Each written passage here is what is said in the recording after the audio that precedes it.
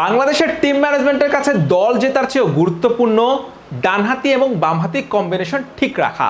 আর এই জন্য দলের সেরা ব্যাটার তাওহিদ হৃদয়কে 6 নম্বরে ব্যাট করতে পাঠিয়েছে, যেখানে এমন সিচুয়েশনে তাওহিদ হৃদয়কে পাঠানো উচিত 3 কিংবা 4 নম্বরে ব্যাট করতে, কিংবা যত উপরে পাঠানো যায় ততই ভালো। আর সেই জায়গায় ক্যাপ্টেন শান্তর ব্যাখ্যা কম্বিনেশন ঠিক রাখার জন্য তাওহিদ হৃদয়কে পাঠানো হয়েছে 6 নম্বরে ব্যাট করতে। কথা বলবো যে তাওহিদ হৃদয়ের ব্যাটিং পজিশন নিয়ে, তিনি আসলে আগে ব্যাট করতে ম্যাচের ফলাফল কী হতো এবং এই বিশ্বকাপে বাংলাদেশের আসলে আসল পারফর্মার কারা, কাদের পারফর্ম মার্ক করা যায় সেটি নিয়ে কথা বলার আগে বলে রাখছি যে আপনাদের খাবারের স্বাদ বাড়াতে ব্যবহার করুন ইরফান সস, পারফেক্ট ঝালে মজাদার সস।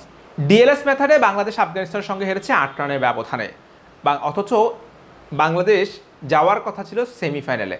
অবশ্য আমরা সেমিফাইনালের কথা বললে কি হবে, বাংলাদেশের ক্যাপ্টেন টিম ম্যানেজমেন্টের মাথায় কিন্তু সেই সেমিফাইনাল ছিল না। ক্যাপ্টেনের স্বীকারোক্তি, বাংলাদেশ হেরেছে এইটাতে না, বাংলাদেশের মানুষ যতটা কষ্ট পেয়েছে তার চেয়ে বেশি কষ্ট পেয়েছে ক্যাপ্টেনের কথা শুনে, যে তিনি বলছেন যে 6 বার পর্যন্ত যদি আর্লি উইকেট না পড়ে তাহলে সেমিফাইনালের লক্ষ্যে খেলবে, এরপরে যদি 6 বারের মধ্যে যদি আর্লি উইকেট পড়ে যায়, 3 উইকেট পড়ে যায়, তাহলে ম্যাচ জেতার জন্য খেলবে। কি হাস্যকর কথাবার্তা, যে যেখানে আসলে দলের ক্যাপ্টেন, টিম ম্যানেজমেন্ট, ক্রিকেটাররাই সেমিফাইনাল খেলার স্বপ্ন দেখান না, তাদের আত্মবিশ্বাস না, সেখানে ক্রিকেট ভক্তদের কথা আর কি বলবো। অথচ 6 বার শেষে 3 উইকেট পড়ার পরও বাংলাদেশের হাতে ম্যাচটা ছিল।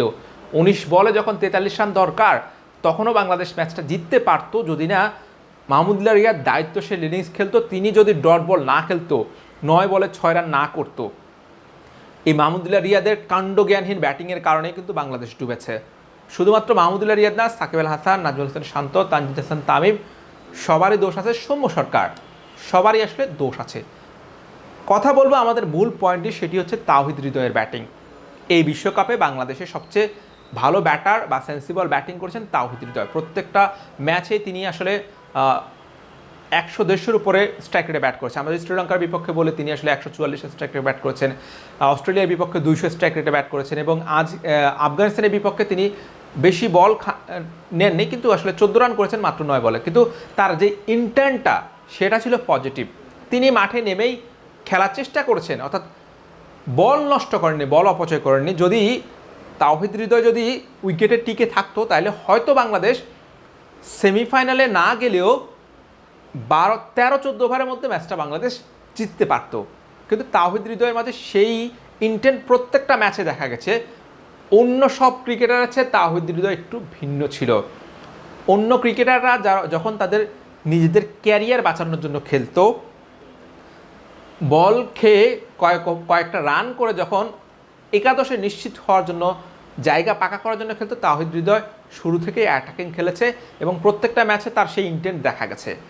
টি-20 সুলভ ব্যাটিং একমাত্র তাওহিদ হৃদয় করেছেন, বাংলাদেশের আর কোনো ক্রিকেটার সেভাবে টি-20 সুলভ ব্যাটিং করেননি। ঠিক এই ম্যাচটাতেও তাওহিদ হৃদয়কে যদি শান্ত ওয়ানডে নামার পরিবর্তে তাওহিদ হৃদয়কে পাঠানো হতো, কিংবা যে জায়গায় সাকিব আল হাসানকে পাঠানো হয়েছে সেই জায়গায় যদি তাওহিদ হৃদয় থাকতো, তাহলে কিন্তু ম্যাচের পরিস্থিতিটা ভিন্ন হতো। কেন ভিন্ন হতো বলতে পারেন, হয়তো সেই জায়গায় যদি তাওহিদ হৃদয় আউট হয়ে যেত কি হতো। তাওহিদ হৃদয় এই যে 20 রানও যদি ওয়ান ডাউনে নেমে করে দিতে পারতো, তাহলে কিন্তু ওই যে অপর প্রান্তে যে আরেকজন ব্যাটার আছে লিটন, সেও কিন্তু হাত খুলে খেলতে পারতো।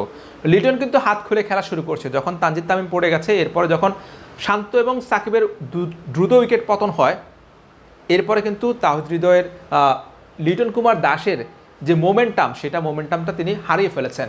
কিন্তু তাওহিদ হৃদয় যদি ওয়ান রাউন্ডে নামতেন, তানজিদ তামিম আউট হওয়ার পর হৃদয় যদি লিটনকে একটু সঙ্গ দিতেন, লিটন মোমেন্টামটা ধরে রাখতেন এবং তাদের সেই জুটি কিন্তু 60-70 রান হয়ে যেত এবং ইজিলি পাওয়ার প্লের মধ্যে বাংলাদেশ 60-70 করতে পারতো।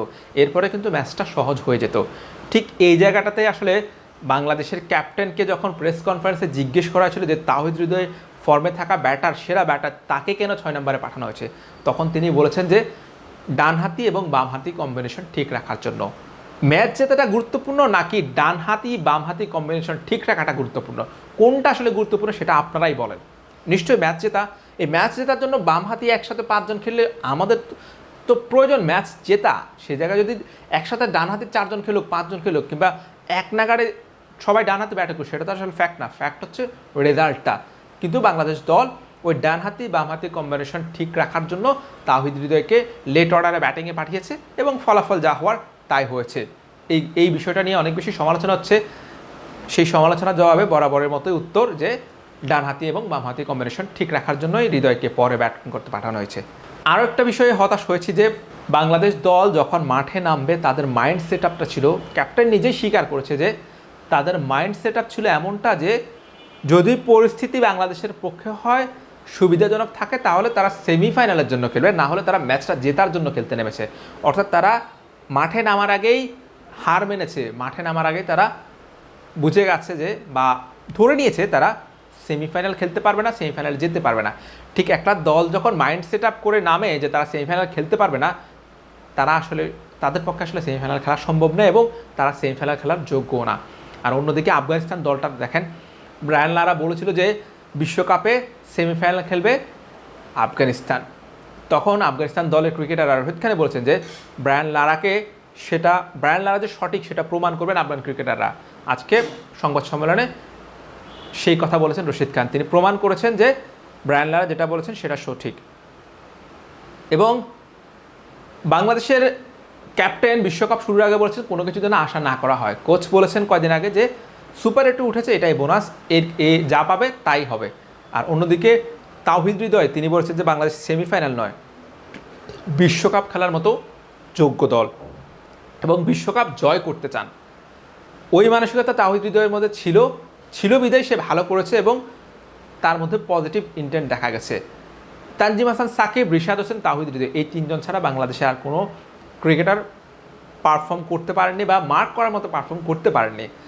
রিশাদ হোসেন 13 উইকেট নিয়েছেন, তানজিম হাসান সাকিব তিনি সম্ভবত 11-12 উইকেট নিয়েছেন।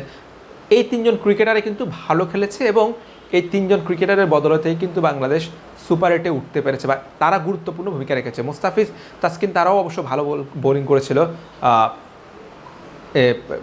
গ্রুপ পর্বে। আজকেও বোলাররা কিন্তু বোলারদের কাজটা ঠিকঠাক করেছে, কিন্তু ব্যাটাররা তাদের কাজটা ঠিকঠাক করতে পারেননি। ক্যাপ্টেনের আউটটার কথা যদি বলি, মিড উইকেটে একটা ক্যাচ দিয়ে ফিরে এসেছেন, মানে খুবই দৃষ্টিকটু। যার আসলে দায়িত্বশীল ব্যাটিং করা উচিত ছিল সেই ক্যাপ্টেন যখন আবার প্রেস কনফারেন্সে এসে একদম আত্মসমর্পণ করে কিংবা অযৌক্তিক কথা বলে, এগুলো আসলে মেনে নেওয়াটা বাংলাদেশের ক্রিকেট ভক্তদের জন্য খুবই কষ্টের। আশা করছি এই হারটা বাংলাদেশের জন্য শিক্ষা হয়ে থাকবে, আর কখনোই কম্বিনেশনের অজুহাত দিবে না, ম্যাচ জেতার জন্য যা করা দরকার সেটাই করবে, এমনটাই প্রত্যাশা করছি আমরা। Hussain Arman, BD quick time.